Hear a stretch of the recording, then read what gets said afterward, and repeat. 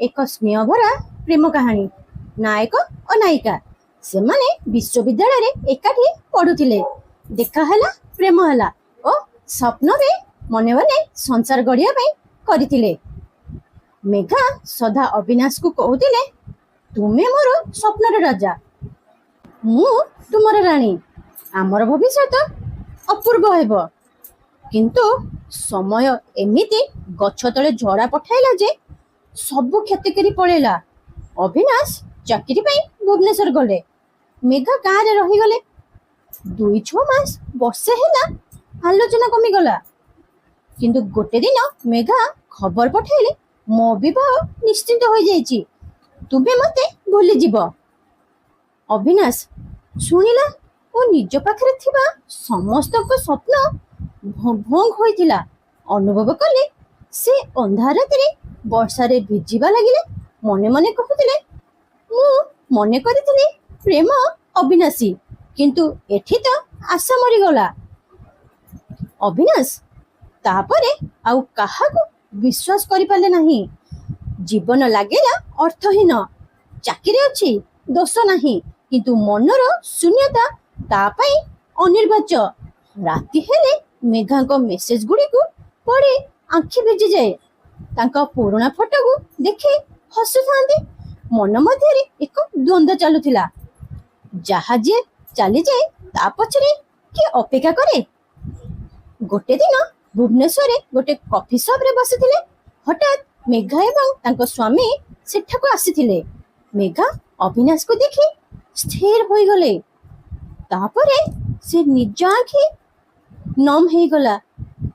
ମୁଁ ତୁମକୁ ଭୁଲି ପାରିନି ଅବିନାଶ। ମୋ ଜୀବନର ସବୁଠୁ ବଡ଼ ଭୁଲ ହେଲା ତୁମକୁ ଛାଡ଼ିଦେବା। ଅବିନାଶ କେବଳ ମୁସ୍କୁରାଇଲେ ଏବଂ କହିଲେ, ମୁଁ ତୁମ ପାଇଁ ଭଲ ଇଚ୍ଛା କରେ, କିନ୍ତୁ ଏହି ହୃଦୟ ଆଉ କୌଣସି ଅପେକ୍ଷା ରଖିନାହିଁ। ମୁଁ ଶିଖିଗଲି, ଯାହା ଚାଲିଯାଏ ସିଏ ଆଉ ଫେରେ ନାହିଁ। ମେଘା କଥା ବେଶୀ କହିପାରିଲେ ନାହିଁ। ସେ ଚୁପଚାପ ଚାଲିଗଲେ। ଅବିନାଶ ସେହି ଦିନରୁ ଏକ ନୂଆ ଅଧ୍ୟାୟ ଆରମ୍ଭ କଲେ, ନିଜ ପାଇଁ, ନିଜ ସ୍ୱପ୍ନ ପାଇଁ। ସେ ବଞ୍ଚିଲେ ମେଘା ବିନା। ଦିନ ଭାରି କାମ, ରାତିରେ ଲେଖା କବିତା ଓ ତାଙ୍କ ହୃଦୟ ଅପରିଷ୍କାର ଥିଲେ ବି ନିଜ ଆତ୍ମାରେ ଶାନ୍ତି ଆଣେ। ସେ ଗୋଟିଏ ନୂଆ ଲେଖିଲେ, ଛାଡ଼ିଦେଲେ ଯାହା, ତାପରେ ମଧ୍ୟ ସ୍ନେହ ରହିଥାଏ, ଯାହା ଲୋକମାନେ ବହୁତ ପସନ୍ଦ କଲେ। ବର୍ଷ 2ଟି ବିତିଗଲା। ଅବିନାଶ ଏବେ ଏକ ଜଣାଶୁଣା ଲେଖକ।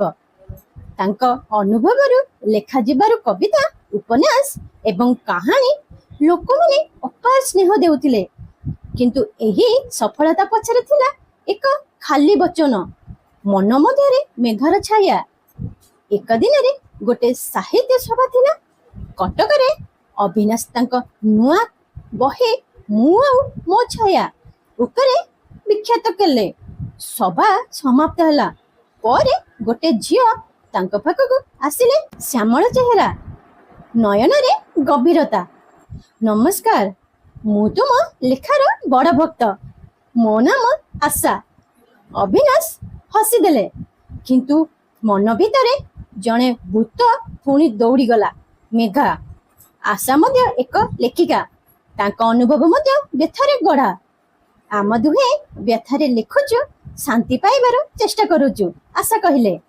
ଅବିନାଶ ମନେ ମନେ ଭାବିଲେ, ସାୟଦ ଆଉ ଜୀବନ ମତେ ଏକ ଅବସର ଦେଇଛି। ଏବେ ମୋର ପାଖରେ ଶବ୍ଦ ଅଛି, ଅତୀତ ନୁହେଁ। ଆଶା ଓ ଅବିନାଶ ଦୁହେଁ ଏକ ସାହିତ୍ୟ ଯାତ୍ରାରେ ନିଜ ଦୁଃଖ ଅନ୍ୟମାନଙ୍କ ସହ ବାଣ୍ଟିବା ଶୁରୁ କଲେ। ସେମାନଙ୍କ ମଧ୍ୟରେ ଏକ ଅଜଣା ସମ୍ପର୍କ ଗଢ଼ି ଉଠିଲା, ଯେଉଁଥିରେ ଅନୁଭବ ଥିଲା, ବିଶ୍ୱାସ ଥିଲା, କିନ୍ତୁ କୌଣସି ଚାପ ନଥିଲା। ମୁଁ ତୁମ ସହ ଭଲ ପାଏ ଅବିନାଶ ଗୋଟେ ଦିନ କହିଲେ। ମୁଁ ମଧ୍ୟ। ତୁମେ ମୋ ଲାଗି ଅନ୍ୟ ଧରଣ ଅବିନାଶ, ଆଶା ଉତ୍ତର ଦେଲେ। ଏହି ଶାନ୍ତି ଓ ବୈରାଗ୍ୟର ମିଶ୍ରଣ ଅବିନାଶଙ୍କ ଜୀବନର ନୂଆ ପ୍ରଭାବ ହେଲା। ଗୋଟେ ଦିନ ଅବିନାଶ ତାଙ୍କ ପୁରୁଣା ଅନବକ୍ସ ଖୋଲିଲେ। ମେଘାଙ୍କ ଶେଷ ମେସେଜ ଥିଲା, ମୁଁ ତୁମେ ଆଉ କେବେ ନ ଦେଖିପାରିବି, ତାହା ମୋତେ ଅନ୍ତରରୁ ଦୁଃଖ ଦେଉଛି, କିନ୍ତୁ ମୁଁ ଜାଣିଛି ତୁମେ ମୋ ଠାରୁ ଶ୍ରେଷ୍ଠ ଜୀବନ ଗଢ଼ିପାରିବ। ସେ ଏକ ଦୀର୍ଘ ନିଶ୍ୱାସ ନେଲେ ଏବଂ ମୋବାଇଲଟାକୁ ଦେଖିଲେ। ମୁଁ ତୁମକୁ କ୍ଷମା କରିଛି ଏବଂ ମୁଁ ଆଉ ବଞ୍ଚିଛି ନିଜ ପାଇଁ। ଅବିନାଶ ଏବେ ଏକ ନୂଆ କିତାବ ଉପରେ କାମ କରୁଛନ୍ତି। ତାଙ୍କ ଜୀବନ ସଂଘର୍ଷ, ବିଚ୍ଛେଦ ଓ ନୂଆ ଆଶା ଉପରେ ଆଧାରିତ। ତାଙ୍କ ସାହିତ୍ୟ ଦେଖି ଏକ ପ୍ରକାଶନ ହାଉସ୍ ତାଙ୍କୁ ଡାକିଲେ, କହିଲେ ଆପଣଙ୍କ ଗଳ୍ପ ଲୋକଙ୍କ ଆତ୍ମାକୁ ଛୁଇଁ ଯାଉଛି, ଏହାକୁ ଚଳଚ୍ଚିତ୍ର କରିବାକୁ ଚାହୁଁଛୁ। ଅବିନାଶ ଅଭିନନ୍ଦନ ଜଣାଇ ଆଗକୁ ବଢ଼ିଲେ, କିନ୍ତୁ ମନର ଏକ କୋଣ ତାଙ୍କୁ ପୁଣି ମେଘାର ଭିତରେ ଘୁରି ବୁଲିଲା। ମୁଁ ତା ପାଇଁ ଲେଖୁନାହିଁ, କିନ୍ତୁ ସେ ମୋ ଲେଖା ଭିତରେ ଏପରି ଭାବେ ରହିଗଲେ ଯେ ମୁଁ ଚାହିଁଲେ ମଧ୍ୟ କାଢ଼ି ପାରିବି ନାହିଁ। ଫିଲ୍ମ ରିଲିଜ ହେବା ପୂର୍ବରୁ ଏକ ଆଉଟଲାଇନ୍ ସ୍କ୍ରିନ୍ ରଖାଯାଇଥିଲା। ଅବିନାଶ ବସି ଚିତ୍ର ଦେଖୁଥିଲେ। ତାଙ୍କ ଚିତ୍ରରେ ମେଘାଙ୍କ ଚରିତ୍ର ଆସିଲା। ଏମିତି ଗମ୍ଭୀର ଅଭିନୟ ଯେ ସେ ଭାବିଲେ ଏ ଅଭିନେତ୍ରୀ କିଏ। ସେ ତୁରନ୍ତ ବାହାରେ ଯାଇ ତଥ୍ୟ ନେଲେ। ନାମ ଥିଲା ସୃଷ୍ଟି ଦାସ। ଏବଂ ଅପେକ୍ଷା କରନ୍ତୁ, ସୃଷ୍ଟି ହେଉଛନ୍ତି ମେଘା ଓ ତାଙ୍କ ସ୍ୱାମୀଙ୍କ ଝିଅ। ଅବିନାଶ ସ୍ତବ୍ଧ ହେଇଗଲେ। ସୃଷ୍ଟି ତାଙ୍କ ନିଜ ପ୍ରେମ କାହାଣୀ ଅଭିନୟ କରିଛନ୍ତି। ଚିତ୍ର ଶେଷ ହେଲା। ସୃଷ୍ଟି ଅବିନାଶକୁ ଦେଖି ଆସିଲେ। ଆପଣଙ୍କ ଲେଖା ମୋ ମାଙ୍କ ହୃଦୟ ଛୁଇଁ ଯାଇଛି। ସେ ଆପଣଙ୍କୁ ଏକ ଚିଠି ଲେଖିଥିଲେ, ମୁଁ ଦେଖିପାରିନି। ଦେଖିବେ, ମୁଁ ଏବେ ମୋ ଅତୀତ ସହ ଶାନ୍ତି କରିଛି। ଚିଠି ଦରକାର ନାହିଁ, କିନ୍ତୁ ତୁମେ ମୋ ପାଖରେ ଆସିଛ, ଏହି ସବୁଠୁ ବଡ଼ ଉପହାର। ଅବିନାଶ ସୃଷ୍ଟିକୁ ନେଇ ଏକ ନୂଆ କିତାବ ଲେଖିଲେ। ଝିଅ ଯାହା ମୋ ଅମ୍ପୁଟ କାହାଣୀ ଓ ଅନ୍ତକୁ ଦେଲା ଏକ ଆରମ୍ଭ।